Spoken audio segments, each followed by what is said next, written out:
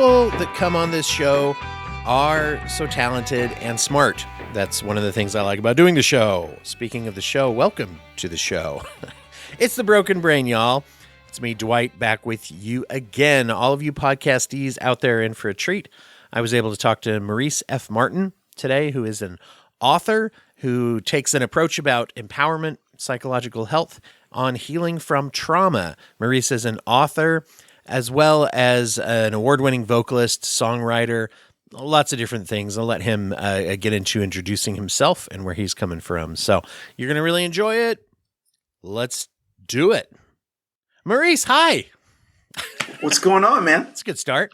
I'm so excited to have this talk.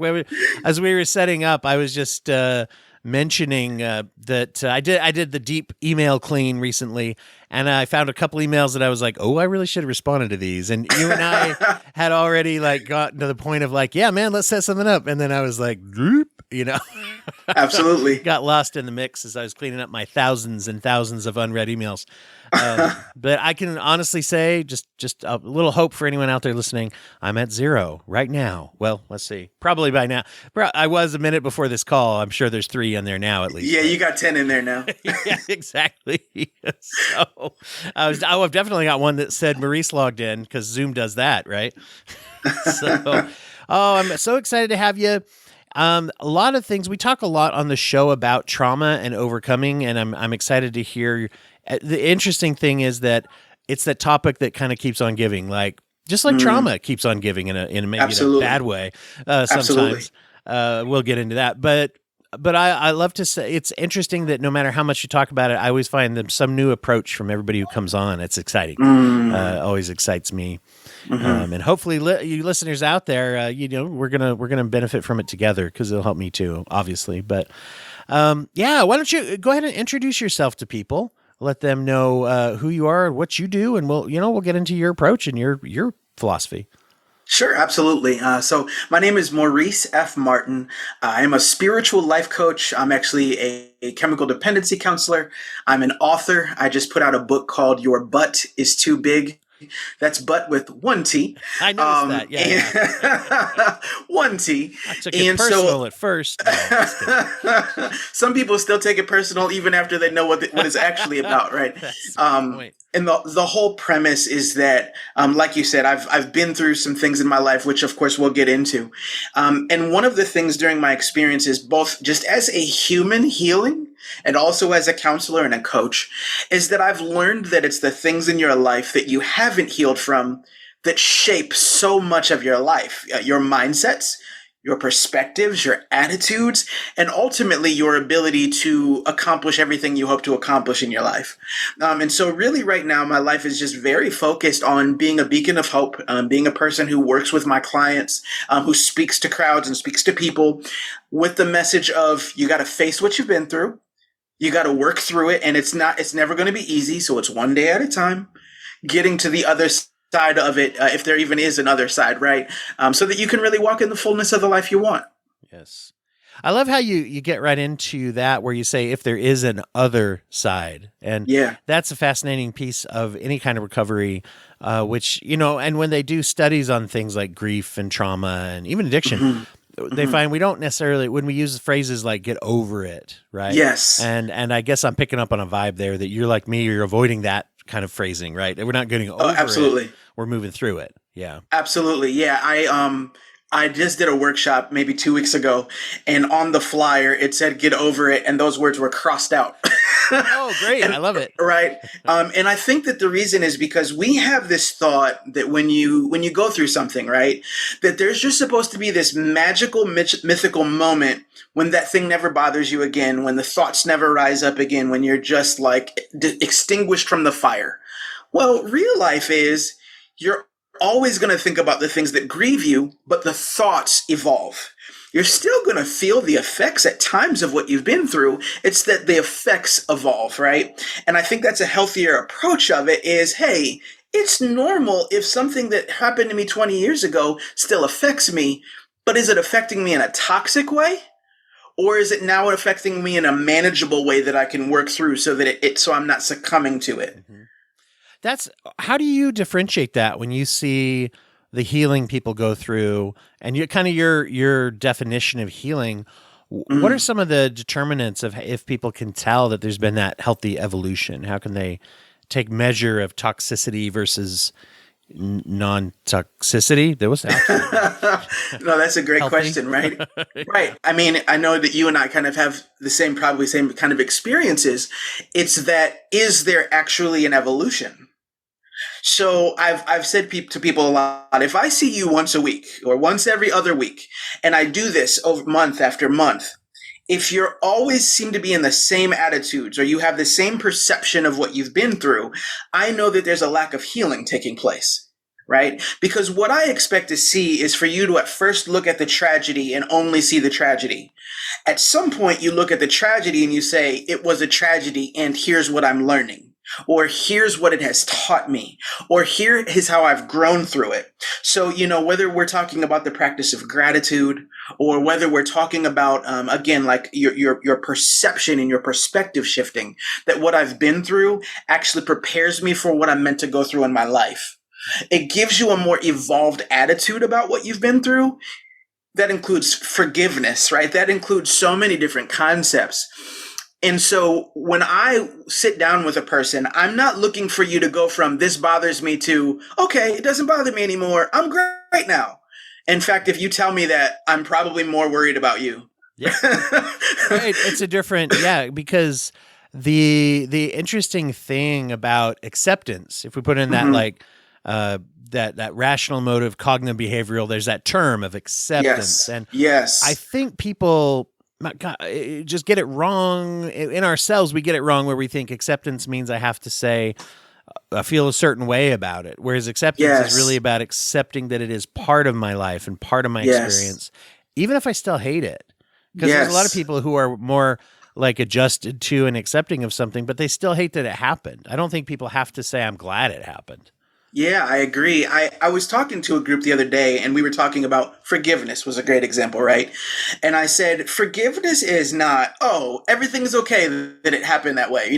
Somebody hurt you, somebody touched you, something major happened in your life, right? Somebody died that you loved prematurely. It's not saying, oh, I accept that it happened now. It's great. Sometimes it's actually saying, I accept that the unacceptable thing happened.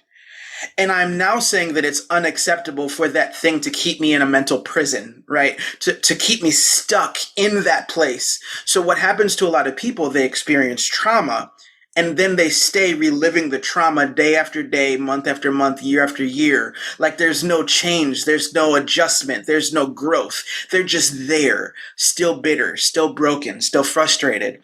And so what I think of as that process of healing is that you acknowledge that real things happened.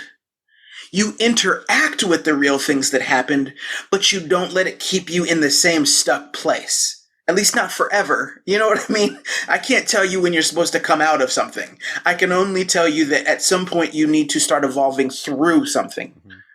And isn't that an important part where sometimes we try to skip right to the healed part? I remember, when I worked in an outpatient substance abuse program for quite a while, still work with addiction quite a bit. And they have these stages that we do an episode all in itself, but stages of change, right? There's like sort of a what they call pre-contemplative or a pre-contemplative. Yeah. Yep. Then you get into the contemplative where you're thinking about changing. Then you get into the preparation, then action stage where you're doing stuff. Then you're hopefully moving into the maintenance stage at some point where you're just maintaining the change. The interesting thing I noticed, and a lot of this was court ordered, people came in and they would be treated in treatment with often the assumption or the programs were often oriented around the action stage, obviously because you're trying.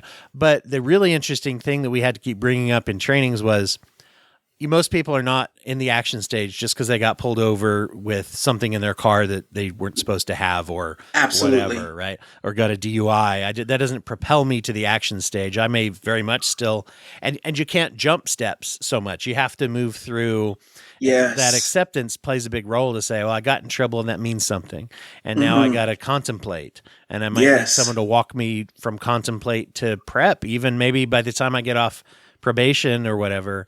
maybe I'm really only still in the prep, but I really should keep going with my treatment instead of backslide. Anyway, so I just think, we tend to say, well, I've come in, and I don't know if you find this. I find a lot of people come in for some kind of healing or addiction work or whatever, and they almost right away are like, okay, how do I, am I start to feel healed now? And it's like, no, there's probably some steps first. We got to go through. 100%. I mean, one of the biggest things, and I've seen this in both types of the work, whether I'm coaching or whether I'm counseling, is people what they think of as, we call it the action stage, right? Well, the thought is, it's just like everything else in life. You'll give me a quick 1, 2, 3, and as long as you give me the ABCs of recovery, I'll follow the steps and then I'm okay. Well, that's not really how healing works. How healing actually works is I do the 1, 2, 3, and I go, I still feel broken. And I realize that I have to do more deep down work, more internal work. Sometimes I have to look backwards so that I can move forward. And so it's not this like straight line of recovery people go through. But oftentimes what it is I'm in pre-contemplating, then I'm contemplating things, then I'm taking some action, then I'm realizing, let me go back and contemplate because I don't know if I want to take any more action. Then somebody tells me now I'm in the maintenance stage, but really I wasn't in the maintenance stage because I'm barely in the action stage. Mm-hmm. So I'm bouncing back and forth. And so, there's, I'll say this, it may be a little controversial. But one of the, the little controversy is always good on a podcast. Of course. I have told a lot of the clients that I've worked with in the recovery world, I don't totally agree with how AA and some of those systems look at things, okay? Because what they'll say is, okay, you had a relapse, you're back to day 1. Mm-hmm. And I've often said, this is not day 1, okay? If you started this journey 365 days ago, this is day 366, and 365 of them you've been sober. Now what you need to learn is what you have to do so that the next 365 you have even more sustainability, and so you're really working at the things you didn't address in the last 365. Yeah. There's something that wasn't addressed, and that's why you're struggling now. And so I don't like we're back to day 1. No, you're in a process. Yeah. It's a journey. There is no back to day 1. Day 1 was when you started. And really, how do you unlearn something, right? It's like, I think that's where people take that too far sometimes and say, I'm starting over as far as like, I'm right back to where I was, 1 drink away or whatever. And I'm with you. I think that can be destructive. I think that AA is like any other tool. If I grab a Phillips head screwdriver to take out a flathead screw, there we go. I think that works as a metaphor, Yes. And I'm using it wrong. It's a support group. And one of the biggest benefits I do see is the sort of like cost to benefit ratio. If 100%, yeah. If you find a good group, and is where I'm joining the controversy, if you don't fall into some of the inherent thought traps, or I'm going to use their term, thinking errors, right? That AA sometimes can promote, and 12-step can sometimes lead to. And I that's something that I think listeners to this show aren't shocked to hear that I have some issues with that. I personally am more of a harm reduction approach where I try to meet the client where they're at. Me too. Yeah. Okay. 100%. Yeah. If you can't tell by the way I'm talking right now, right? That I tend to begin. I think one of the most important things for anybody, I don't care if you are the person who is treating someone or the person who's listening today and you need some sort of treatment. One of the things that almost everybody needs to understand is that they're seen and heard. Right. And what I see a lot is that when people struggle, because they have wanted to not struggle, but haven't found the way to stop struggling, they then take on the facade, well, I guess I just didn't want it bad enough. I don't always know that that's the case. Some people want it, but it's a little more complicated than just desire. Healing is much bigger than desire. It's inherent to being in a condition, and this is a addiction thing, right? Well, I mean, it's one of the criteria if you're going to be diagnosed with an addictive disorder is you are in denial for part of it. You are wanting to stop. And that's also, people don't always realize that when they haven't ever been in or worked with people in active addiction, is that most people want to stop at least at some point. And many people have had periods. I like to always in an assessment say, what's your longest period of sort of self-imposed or self-attempt at sobriety? And I've never had anyone say, I've never tried to stop. I mean, never. I just have never had that personally. Maybe some people out Nor there have have I. never tried to stop. Nor have but, I. I think it's if it's real, people know when there's a problem, and that's why I need help. If I go to someone and the only thing I'm going to get told eventually is that I didn't do it right, or I'm going to say that and I'm not going to be course corrected on that, then I'm in shame, right? That's shame. And to me, Yes. shame is just toxic to all these things we're talking about.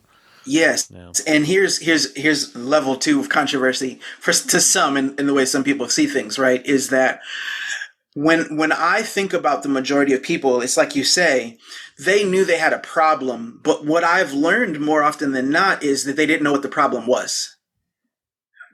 So That's in other words, I like right? that a lot. Yeah. Right? So a lot of times a person walks in and they're like, I've been drinking, I've been using drugs. We can take it out of the recovery world, okay? We can say, I've been fighting with my wife. I've been arguing with my wife. I can't stop arguing with my wife. I don't care what you make. I've been eating too many donuts, and I can't figure out why I can't stop eating these donuts. I want to lose weight, but I can't do it, right? I'm always going to tell you your problem started before the donuts. Your issue, what came before you went to the fridge or before you went to the cabinet. There was something you were feeling, and you did not know how to manage the feeling, and the feeling led you to start eating the donuts, which then started a compulsive behavior, right? So what exactly is it that is leading you to the donuts? What is really happening in your life or has happened in your life that has led you down this path?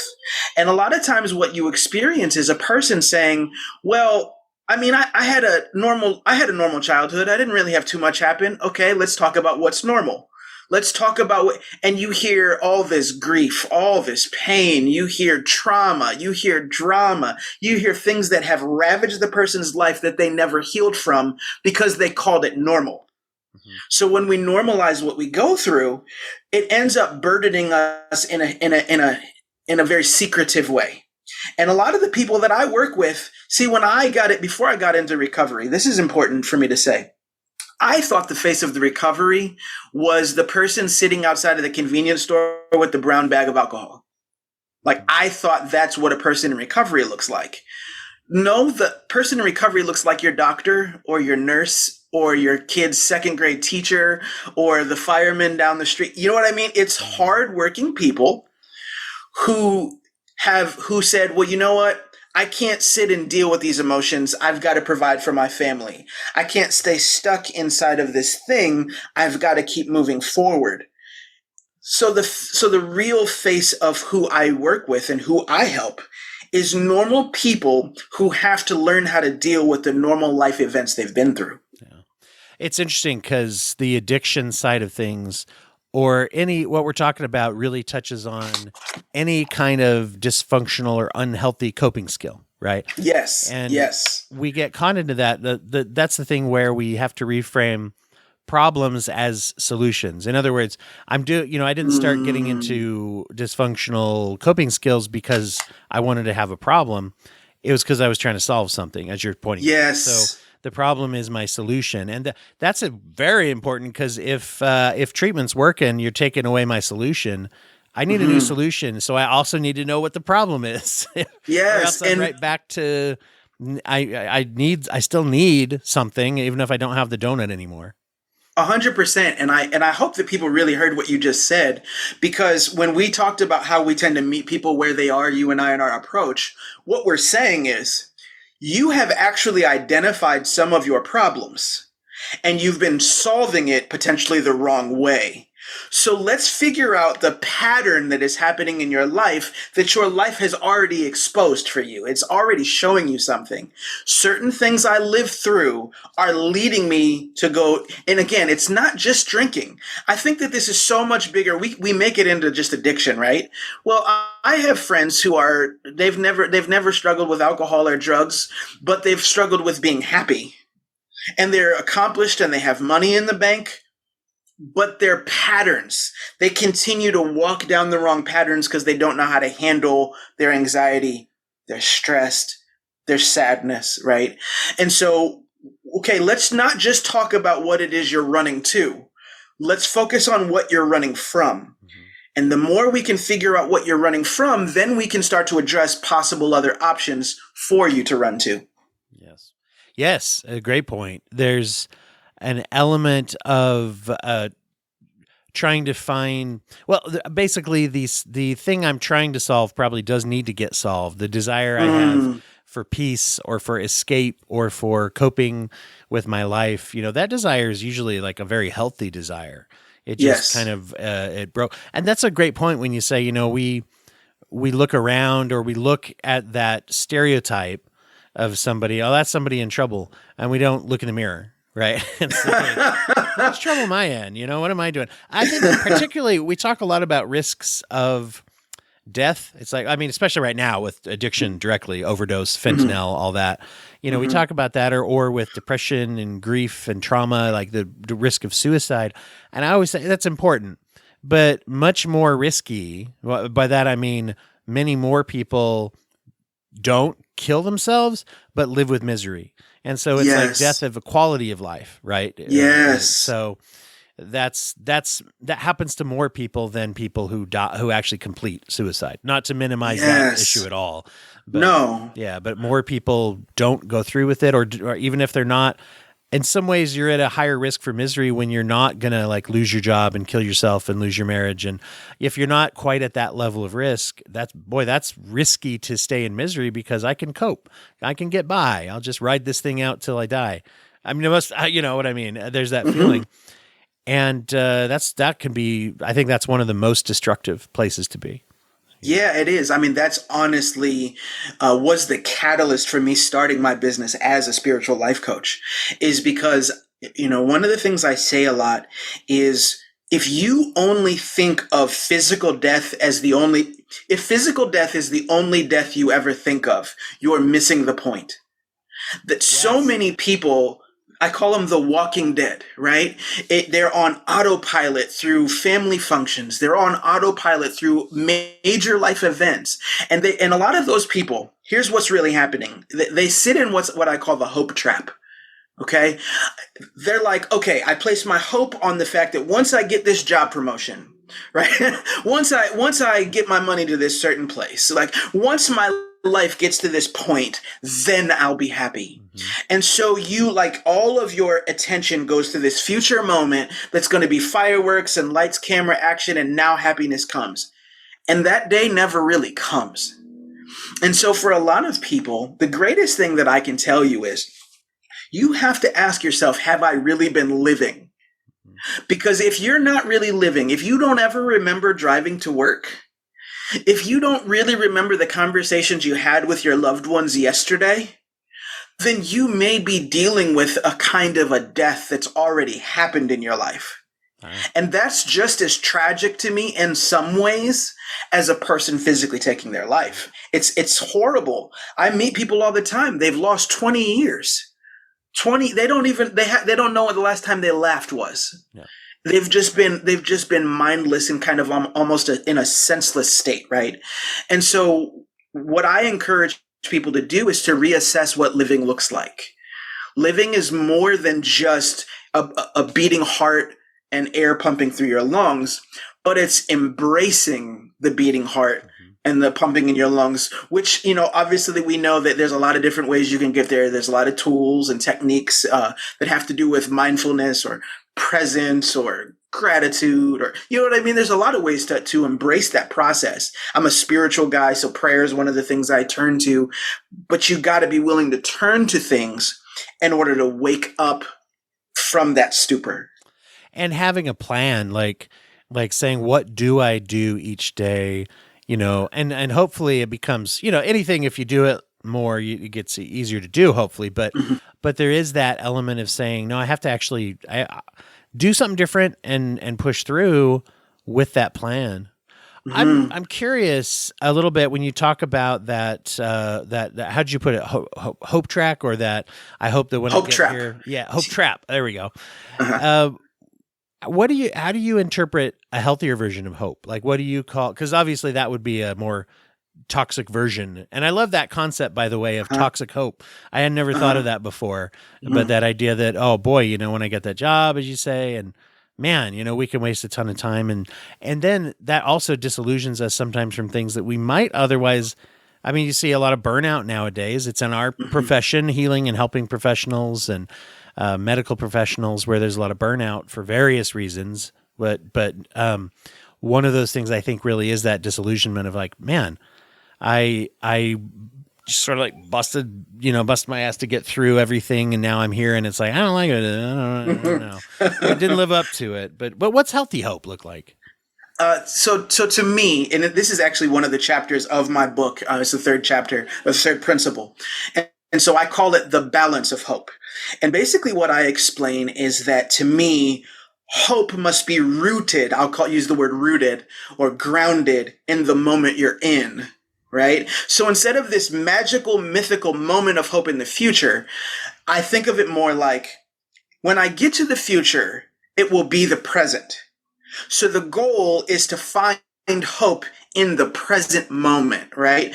To say there's something to be hopeful for now. Right? You and I are having a conversation.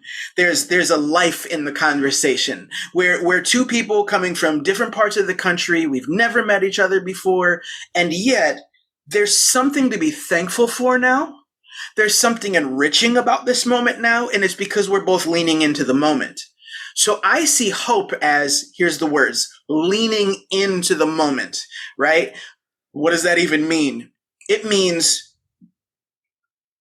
feel the temperature in the room. Take a moment and feel the pulse of yourself, and make sure you can feel your heart for a moment.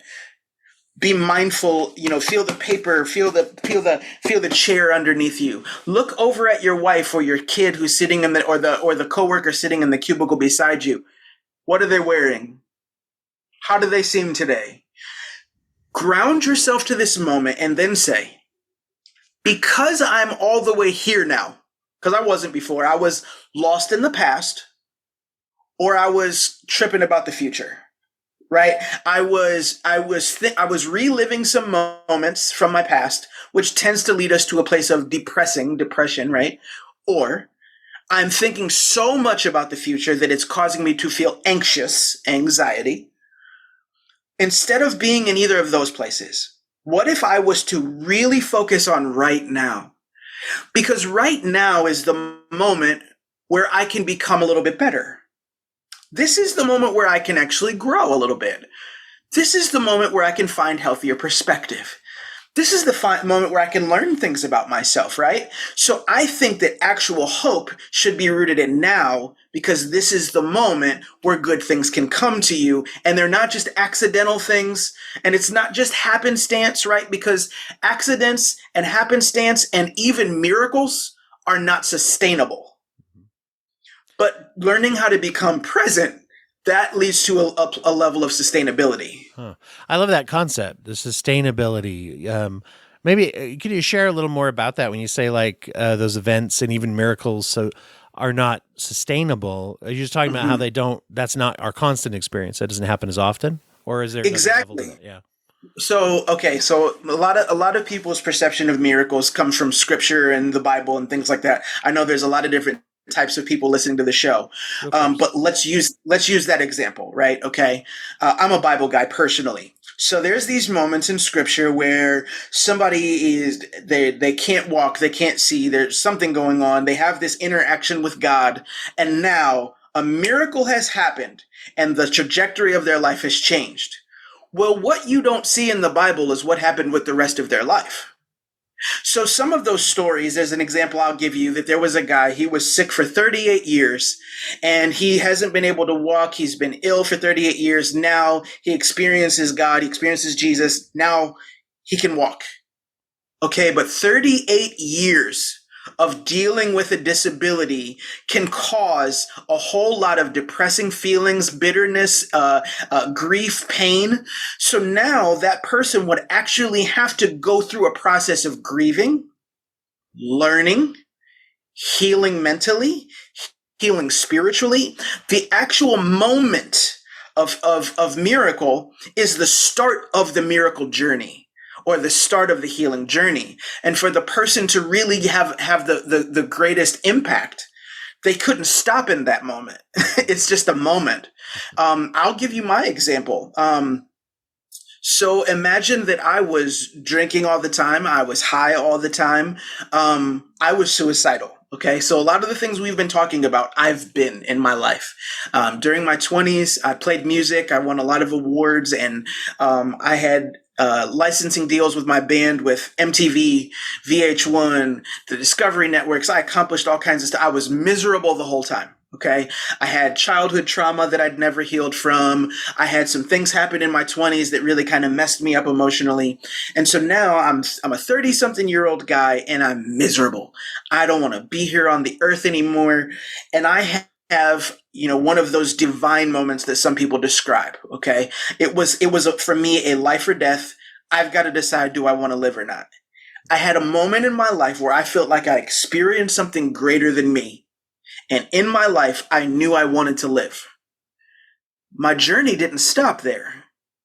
That was the start of that chapter of my journey, right?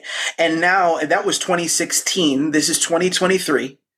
I'm 7 years later, and I still have to be present, rooted in this moment, to still embrace the moment or continue the moment of what I experienced way back then.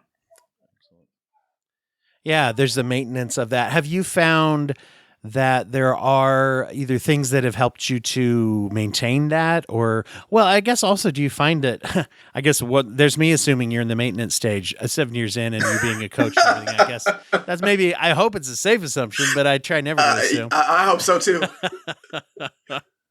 But when you're getting to that, do you find that that's gotten easier, and are there things that you still do that are conscious that you find people have to keep doing? That's such a great question. I try to be a beacon of transparency whenever I speak, because I want people to know what a real healing journey looks like. And it is a journey. So yes, I'm absolutely in the maintenance stage, and the maintenance stage still has moments of feeling like you're on a roller coaster, right? So when you're in pre-contemplative and you don't really know if you really truly want to get better or not, there's the roller coaster of emotions of, I think I want it, I don't want it. I think I want it, I don't want it. Okay. Well, when you get to the maintenance stage, now it becomes more about words that I would call like belief and faith. Okay. So now I'm at a place where I believe that everything I've been through is the catalyst for everything I'm meant to do in what I would call my life purpose, right? So I'm giving back to people as a counselor, as a coach, as a speaker, as an author. I'm giving back. Well, sometimes I have imposter syndrome. I don't think that I have anything to really offer. I question whether I'm the person who should be speaking, who should be coaching. And then at other moments, I feel completely girded in the fact that this is where I'm supposed to be doing what I'm supposed to be doing. Well, I always have to ask myself, what are the origins of those emotions and those feelings? So when you say, how does a person, how have I done it? Well, it's by constantly checking in with myself, right? So you and I, when we sit down with clients, we're often talking about things like daily maintenance, journaling on a daily basis, meditation or prayer, where you're saying, how am I today, really? And is there anything I can do about it? I am constantly checking in with myself, not only on how do I feel, but where did the feelings come from? How long have they been here? And is there anything I can do to alleviate those feelings? I'm always maintaining that process. And that process is not easy. And it requires, one of the greatest things I could give you as an example is I've had moments where my wife and I are so close now that she has permission to tell me when she feels like an old version of me is coming to the surface. Okay. And so there will be moments where I will say something to her and she'll go, that's teenage you again. And I go, what do you mean? This is me and how I feel right now. And she says, the way that you're responding to me, you sound like the wounded version of you from a long time ago who didn't feel seen and didn't feel heard. And it sounds like some unprocessed emotions rising to the surface. So are you actually upset with me right now? Or is there something more deeply rooted that has been hit and unnerved or triggered? Are you in this room Right? really, right? Or are you in some other room reacting to something else? Interesting. That's it, right? And so, a lot of times when we talk about addiction, we talk about triggers. Well, to me, emotions have triggers. Drinking or not, drugs or not, emotions have triggers, especially when you have a past. And if you're old enough to have lived into your 20s, your 30s, your 40s, your 50s, you have a past. So when I'm really angry and I'm yelling at my kid and I've really got an attitude, what are you really this angry about? Like, have they really taken you to this place just because, they talked back to you in this moment? Or did they make you feel something that you were already feeling and it came bubbling heavier to the surface?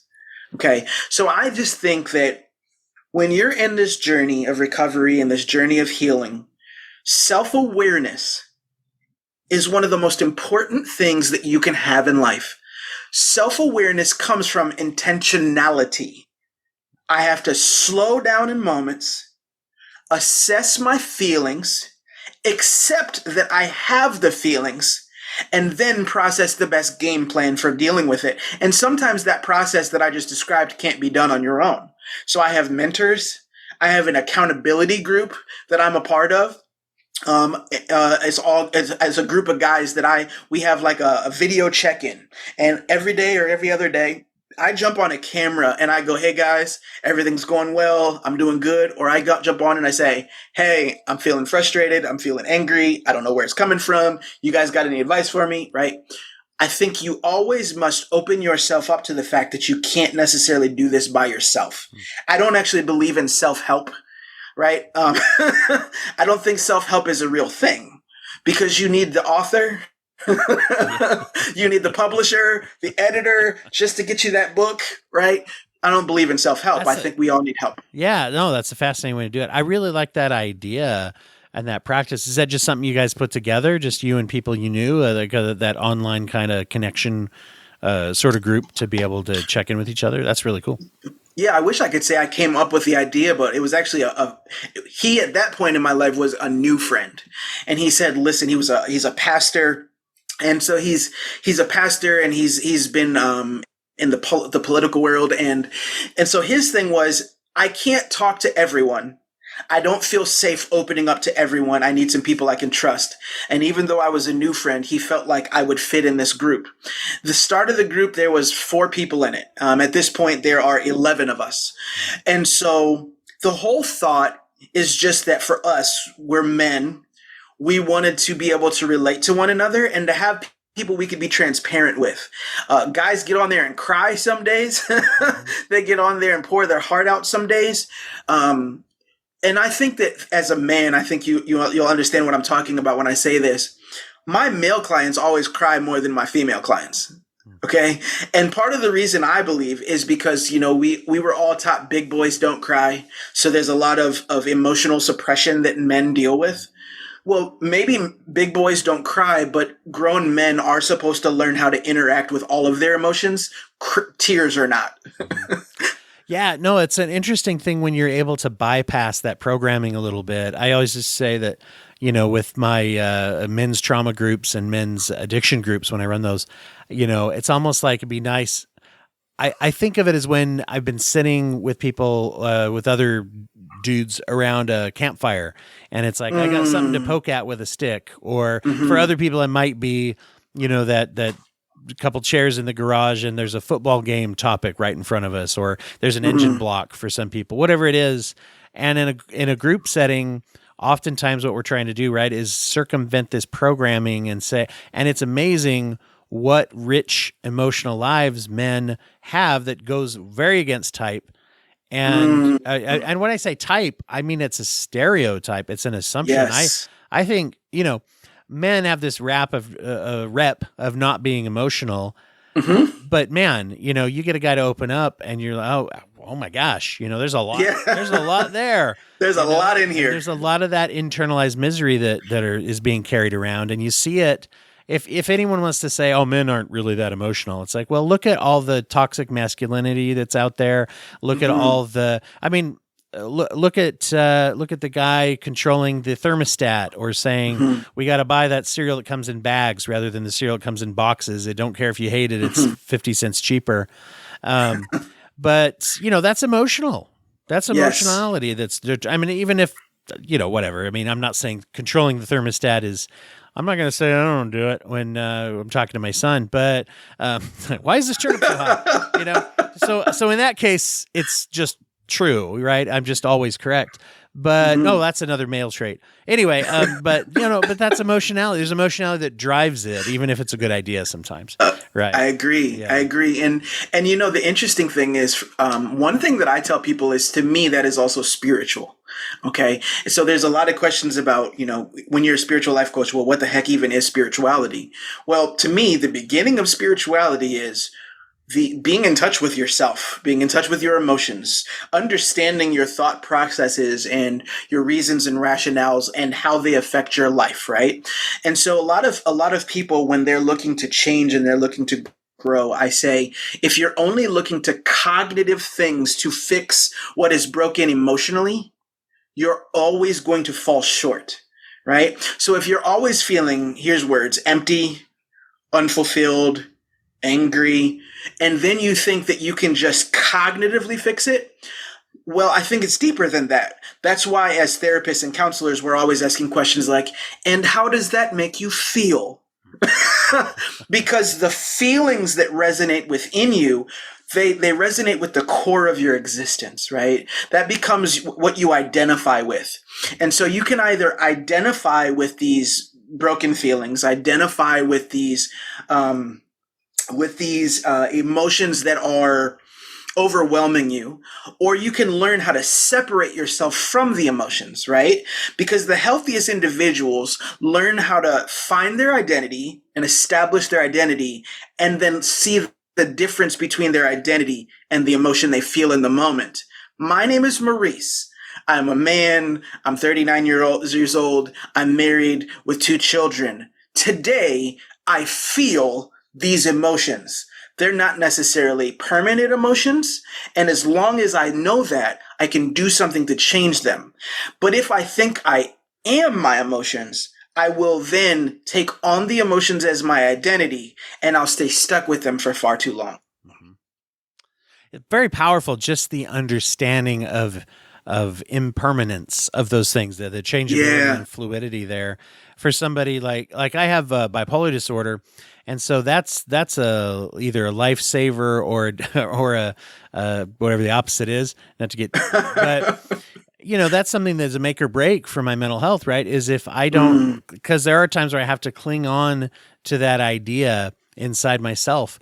That's like, okay, this isn't going to last forever. I'm going through, a mood shift right now. I'm however much, and I've been lucky enough to be happy with kind of a lot of my treatments that have helped with this, and finding a good medication kind of right out the gate. I know is not typical for everybody with bipolar, but the experience even with that I've had is that, I'm in a more depressive mode. I'm not getting much done, and I don't feel like doing anything. I guess I'm a lazy sack of something, or I can go like, I'm in a depressive episode. I'll be out of it in a few days, and also my medication helps me to recognize it, so I'm gonna be all right.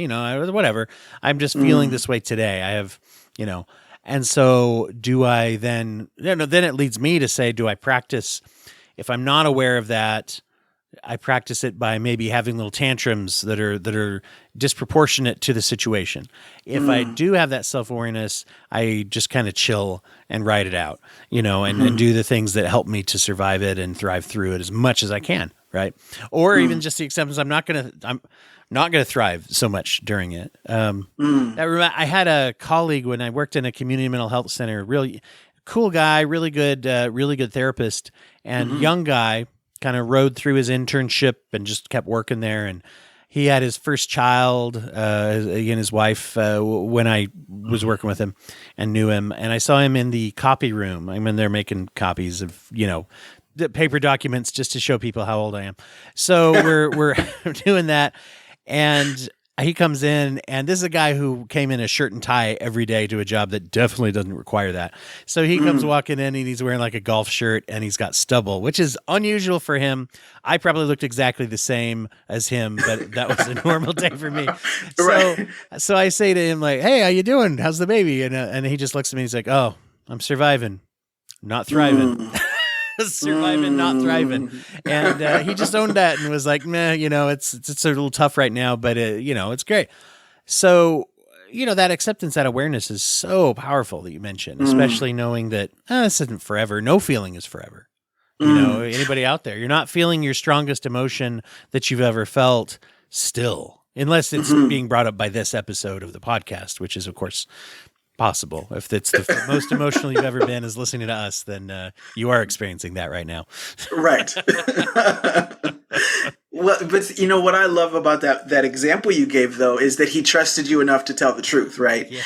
And let's face it, okay, we all know that not everyone is deserving from how do I say this? Not every person deserves every part of your honesty, right? And I'm not saying lie to people. That's not at all what I'm saying. But some people, they can't handle the full truth of what you're dealing with and what you're going through, and they don't care to. But learning who the voices and who the people are in your life where you can be honest, I think that's important, because we've been talking about self-awareness. But sometimes I'm caught up in the moment and I can't be self-aware. And so the greatest thing I can do is to facilitate relationships and cultivate relationships with people where we get honest enough to say, now listen, if you start to notice me and I seem a little off, my mood seemed to be a little off, my temperament just doesn't seem to be what it normally is, I give you permission to tell me. Now, I'm not giving you permission to take a baseball bat and beat me with it because, I got my chance, right? But this is the opportunity for you to say, Maurice, are you sure you're okay? You seem a little off. And the more of those types of relationships you can cultivate and grow, even if you got to pay for it, even if it's a therapist, right? Or even if it's a life coach, that gives you the ability to, even when you don't see it, to have someone else bring it to your attention so that you can see it and become more self-aware. Yeah, no, that's a fascinating idea. I really love how you focus on the building. You're basically building a community and finding people to trust. Now, speaking, and I'll throw myself out there, speaking as someone who has a natural maybe sensitivity and can tend to be defensive, that's something you gotta really kind of overcome that to do what you're describing, right? If I'm inviting feedback, especially from like spouse, a partner, or close friends, if they're somebody who's close enough and intimate enough in my life, if I invite feedback, I'm probably going to get it. And so now I got to deal with that. And I got to try not to punish them for doing what I asked them to do, right? Yes, and say, yes. Where's the, so, people want to be rewarded for their vulnerability to say, are you sure? No, shut up. Oh, okay, never mind. I'll never say it again.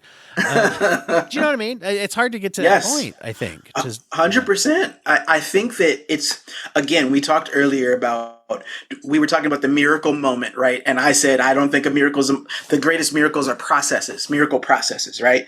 I said that healing to me is a journey, not a moment. Okay. Yeah. So I look at those types of relationships. I used a specific word. I said cultivate, right? So if we think about, cultivating the land, so that we can plant crops and grow crops and then eventually harvest the crops.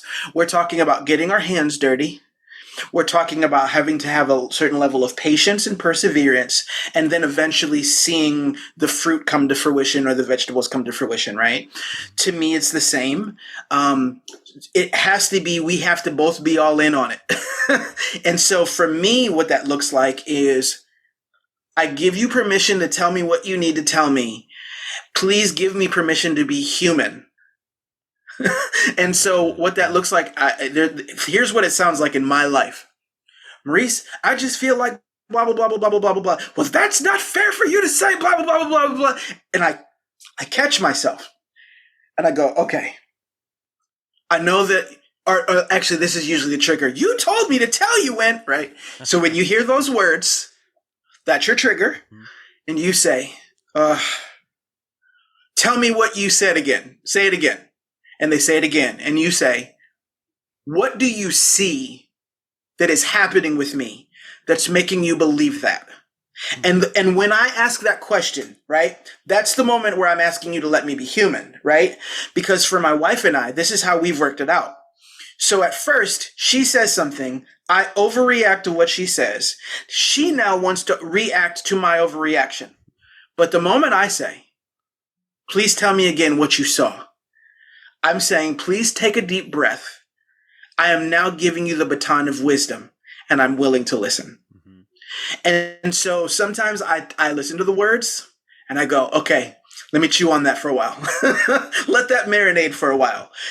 We all want instant fixes and instant gratification. But the truth is, when it comes to hard, difficult communications, sometimes you have to marinate on the words and you have to go sit in a dark room by yourself and breathe and say, which part that she said did I need to hear? And even if they don't say it the perfect way, see, that's one of the greatest things that I could share with everybody who's listening today. I hope that they're getting something out of this. We have to get out of the thinking that people have to give us the perfect delivery in order to receive the mail. That's a good point. Yeah. Right. Let's go back to recovery. Sometimes it's the person who yells and screams and doesn't practice kindness who's the only one paying attention when you're about to relapse. And so they're saying to you, you're off. I see you're off. I've seen this pattern before, and you're not going to do this again. And you feel under attack. Well, are they attacking you or are they attacking your addiction? And there's a heavy dose of fear that people have. And when we stop and think about it, they are definitely entitled. That fear is earned through experience often, especially if it's someone who's stuck by our side through a lot of bullshit. And, and when we're triggering that fear in someone, and I love that you're saying too, is that it's trying to give each other permission, right? Because just because it's true doesn't mean that. Otherwise, I fall into that position of having to. I start playing that victim, or really, honestly, in the long run, I have to have a voice also, right? And so I like that you're addressing that in there too. Like we both have a voice. We both can give each other that permission to be a human. To I like how you said, deliver the mail. However it got there. Right. And the question becomes, are we utilizing the full creativity of how we deliver the message? Okay. So sometimes I tell clients, listen, can you and your spouse have a notebook, a shared notebook? And when you're feeling frustrated and you don't feel that you'll be able to articulate it out loud without fireworks, I will write it down in our notebook and hand you our notebook. Please read the notebook, breathe, process, then you write in the notebook. We can practice a level of creativity with it if we don't think that the traditional means of communication are the best ways to handle it. That's really interesting because I've seen that exact tool used, but more for a like a couple that works like opposite shifts or whatever, and they don't see each other as much as they want. I've known people who've used the notebook in like a, how you doing? Flirty, fun. Same way that, of course, texting is kind of taken that over now in some ways, but to have that little journal. But you're talking about having a chance to use that in a way of saying, well, I don't know how to say this, but I'm going to put it in here. And that also, I like that a lot because it slows down the process, which to me is one of the elements of friction and arguments is speed. I got to answer right now. And so, in fact, I'm waiting I'll just wait till you stop talking. I already decided what I'm going to say. And that actually slows down the process to read, think about, especially if you're not necessarily required to do it right in front of the person. If it's like, hey, could you read this sometime today? And we'll talk about it. I almost feel like it's, how do I say this? Flipping the speed on its end. Okay. Because with conflicts, what people usually do is they wait too long to voice their opinion. And then when they voice it with no preparation. So it comes too fast. Right? It explodes rather than, it's like you weld a pressure cooker shut. You don't control where it's and when it's going to blow.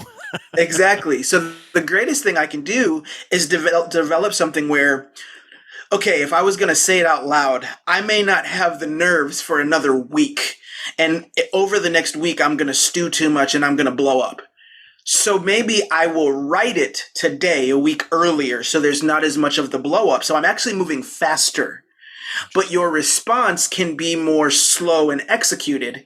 And so the whole issue gets resolved sometimes a week earlier, a month earlier, because I had a safer way to communicate.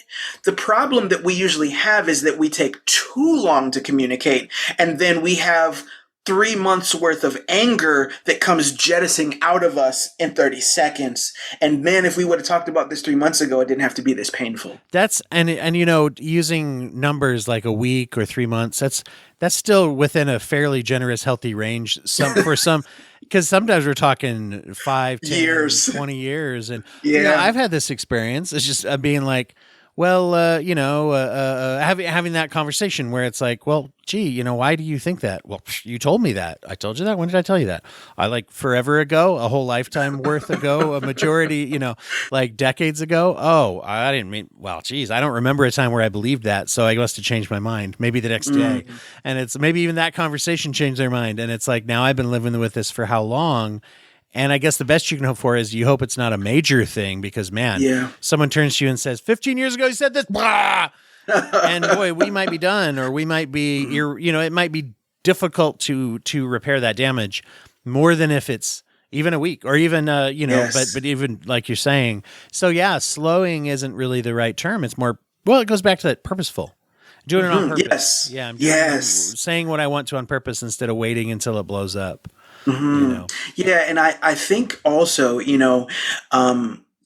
we have to appreciate the fact that healthy relationships have tension, right? And so, that's a weird thing to hear, right? But the healthiest relationships in my life are going to have tense moments because they will have authenticity within them. If I'm an imperfect human who goes through all these different emotions, if I'm always rainbow, butterflies, and sunshine with you, I'm probably wearing what they call the mask sometimes, right? I'm wearing an emotional mask, pretending to be okay when I'm not.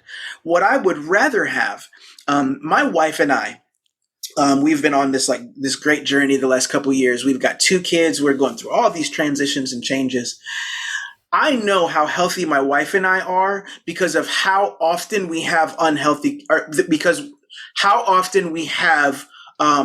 difficult conversations, right? So when I think back 7, 8 years ago, my wife and I didn't really have difficult conversations very often. Okay. Yeah. And then when we had a difficult conversation, it was literally Mount St. Helens erupting. Now we have conversations. It's uncomfortable for a short period. Then we get to the solution stage faster because we're working together.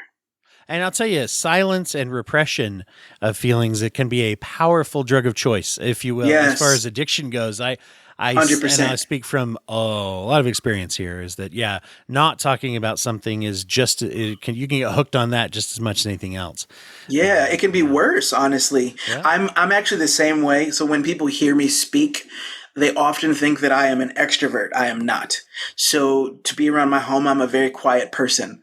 And so we always have to remember that when we're silent, other people fill in the gaps. So when I don't tell you what I'm feeling, you start to assume what you believe I'm feeling. And sometimes you think I hate you, you think I don't like you, you think all these things, and they may not be true, but I'm not providing you any sort of an alternative thought with my silence. Yeah. No, excellent stuff. I mean, very, as you're describing it, the thought that popped in my head was, it's hard work to do what you're describing, but sometimes when we have an unhealthy coping skill or an addictive pattern, we don't stop it because it's self-reinforcing in a way. It allows me, silence allows me to escape communication that might be difficult. So therefore it gives me a boost of, it was a good evening. Everything was fine this weekend. And it's like, well, it wasn't really because maybe I was repressing, but I don't stop and think about how hard I'm working to repress because it is self-reinforcing in an unhealthy way. I don't stop to think about how I procure my drug of choice and if I've avoided legal charges or if I've skated through legal charges or if I've used when I wasn't supposed to or concealed it or found a way to still get high when I don't have any money or whatever it is. Those things are hard work. And you don't stop and think about them when you're in the midst of that unhealthiness. But when you stop and go, man, it's harder in a way, right? Yes, and I'm sorry to interrupt. Yeah, 100%.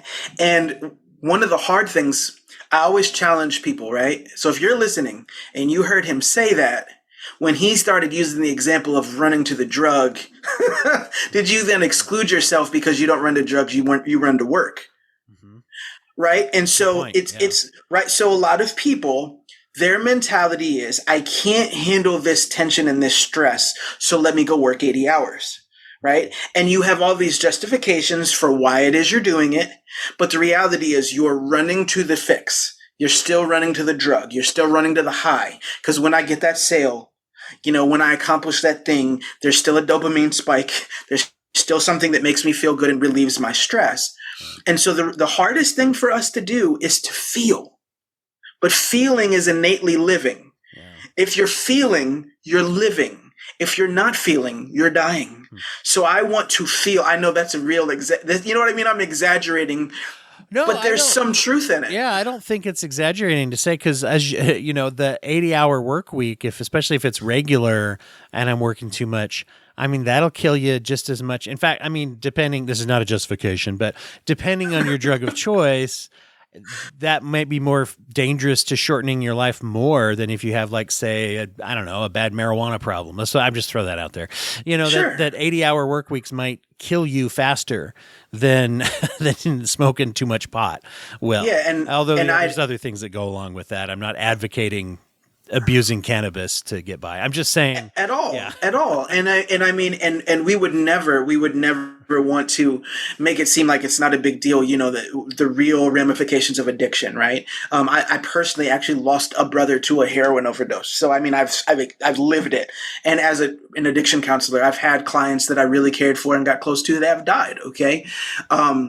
One thing that I will say, though, after having made such a strong statement is, do more people die from addiction or from heart attacks? Right? And so we have to just be honest about the fact that it's a real problem that we have, that people are losing their lives prematurely due to not having maintenance for their physical body and sometimes for their stress levels. And I'm not trying to compare. I'm just trying to talk pure statistics that people die very, very frequently prematurely from things like that. If you're walking around with stress-related hypertension and things like that, you're not sleeping. Things like that are dangerous, right? They are dangerous. Mm-hmm. You're eating your feelings. Yeah, exactly. Constantly. Yeah. Well, and I think what you're doing, and I don't see it as justifying or demonizing versus okayizing anything really, like when you're saying that. I just think I would kind of level that whole playing field to say, hey, we all have something. We all have something we run to that is unhealthy, however much we do it. And, even if I live a good long life and it doesn't, and I happen to be the genetically lucky one who can do fill in the blank and not die 20 years sooner or whatever. Yeah. But yeah, man, 20 more years of just kind of being miserable and not feeling isn't really, it isn't the same, it isn't the same thing as being healthy and feeling that. Yeah, absolutely. Wow. Yeah. I think that for me personally, my driving force of my life is helping people live more fulfilling lives. And I don't care if you are a pastor, if you are a lawyer, if you're a doctor. I don't care if you're a teacher. I don't care what your profession is. I don't care if you have battled addiction or you've never drank a drop of alcohol in your life. If I'm helping you, I want to make sure that you're living the most fulfilling life you can. And fulfillment comes in part from being present, from facing what it is that you're feeling, and growing through it or overcoming it, right? And so that to me, it's not about, just looking at people in the addiction world or just looking at people outside of it, but are you happy? Do you have any peace in your life? Do you have meaningful relationships where you can actually open up and be honest? Do you have the things in your life that you would desire? Or are you just okay with the life that you have and you've just grown to accept it? And if you're having a conversation with me, it's usually because you're not accepting the life you have. Yeah. Wow. Let me throw out one more. If I know we're coming up on time, I had one question to get your feedback on that I know people struggle with. You mentioned a couple of sort of automatic communities, and if people have like a church community, for example, or if they happen to have, I mean, even now the 12 steps, if they land on a good group and they're using, they're being wise and careful. I just feel like I'm busting on you 12 steps out there. So, I, No, I've watched 12 Steps save people's lives many times. So. Absolutely. But for people who that doesn't kind of work out for them, other than professional treatment, we mentioned, get a therapist or a coach or even a therapy group that you pay for, all that stuff. But as far as building that community in their own lives, and they don't have maybe that outlet that is already there to build that, do you give people feedback on how to do that, how to cultivate that community if they don't have a place where they already kind of have it? I do, but to me, it begins with internal work. And so all that I mean by that is for me to actually cultivate healthy relationships, I often need to reevaluate the relationships you have. Sometimes, and I use that one example, right, that the person is struggling and the person who is watching them most closely, who knows them the best, is the person who gets the most criticism from them. Okay. And so one time, let's go with the addiction analogy. I have a lot of people who sit in front of me and they say, well, the thing is, my wife doesn't struggle with addiction. She doesn't understand addiction. And what I often ask is, do you think she understands you? And usually they go, yeah. And I go, is there anybody you can think of in life who understands you more than her? No. So do they have to understand addiction, or is it okay and acceptable for them just to understand you? And so what I think, you see what I just did there is I helped them with a perspective shift. So from my point of view, in order for me to build a healthy relationship with the people who are surrounding me, I have to be able to really understand the role of the people who are surrounding me. I must understand their perspective. I must understand their perception, and I have to understand my own. So yeah, I 100% think you can build a healthy accountability group just with people in your life, but you have to understand their role. Yeah, they may not be able to speak to your problems the same way as your coworkers. So you and your wife, you and your husband, you work totally different types of jobs.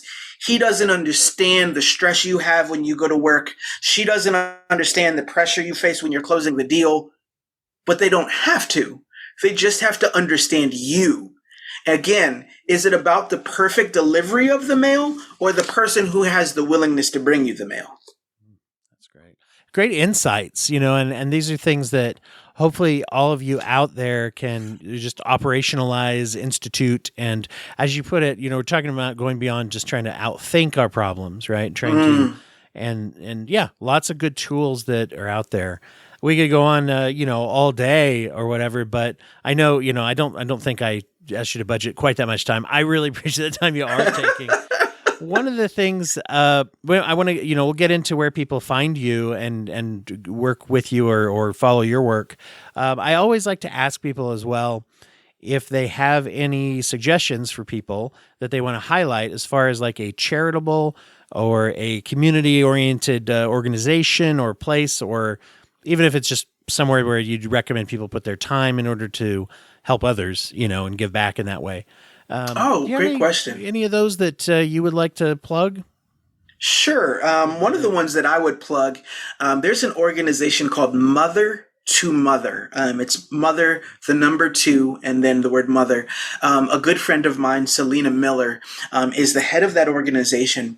And it's actually an organization for parents who have children with special needs, children with autism, children with other kinds of cognitive or cognitive emotional issues. And the whole thing is supporting one another. It's that community you and I just talked about. I absolutely love the work she does. And so anytime I get a chance to plug her organization, I try to. She's just a good family friend. Outside of that, I would just say, I always tell people, look around your community. There's always people who need your help, and it's not always hard to find.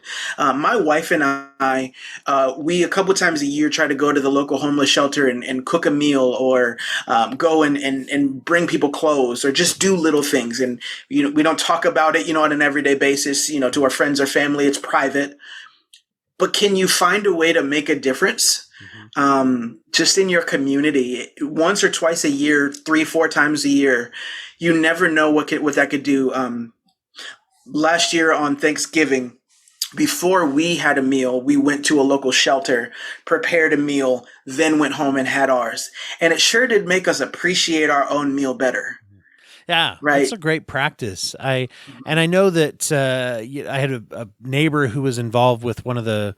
He was on, I think, a board of directors or something to help out one of the local shelters, and just something as simple as driving by, whatever store that you like to get your stuff at, and picking up a couple packs of socks, nice warm new socks. Mm-hmm. He said that was one of the hardest things they had to, or one of the most useful things, especially, for people's health is impacted by like their feet and things, and socks or something. If you're really on the street and struggling, you're not probably able to replace that as often. And anyway, so yeah, just something as simple as that. And even just picking up the phone and dropping by one of those places and saying, what do you need?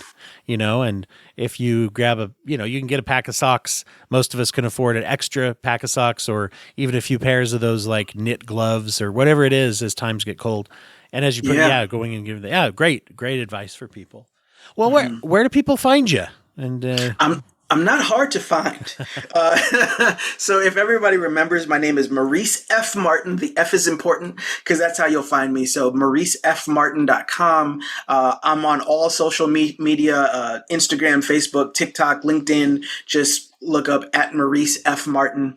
And I have a brand new podcast that's coming out. I don't know when people will hear this interview, but it will be out in the month of May. And it is called Hope Rising. So it's kind of a lot about a lot of the topics we've talked about, just learning how to find hope. And I'm doing a lot of interviews with people who have overcome things in their past to walk into greatness in the current moment they're in. So yeah, you can find me, MauriceFMartin.com, Maurice F Martin on social media, or on my new podcast, Hope Rising. Awesome. Yeah, I'm going to have to hit subscribe on that. So click. That's me pretending that it's out right now. But no, I'm going to have to listen to that one. That's going to be great. I've had such a fun time talking to you today.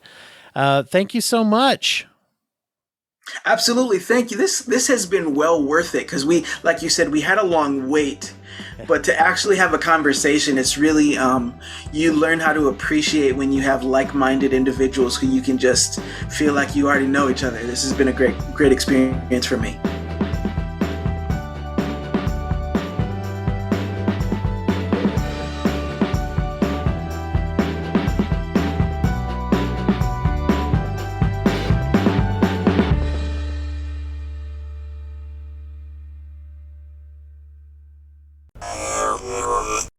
Thank you for listening to the Court Arts Podcast Network. To listen to more Court Arts shows, visit courtamparts.com.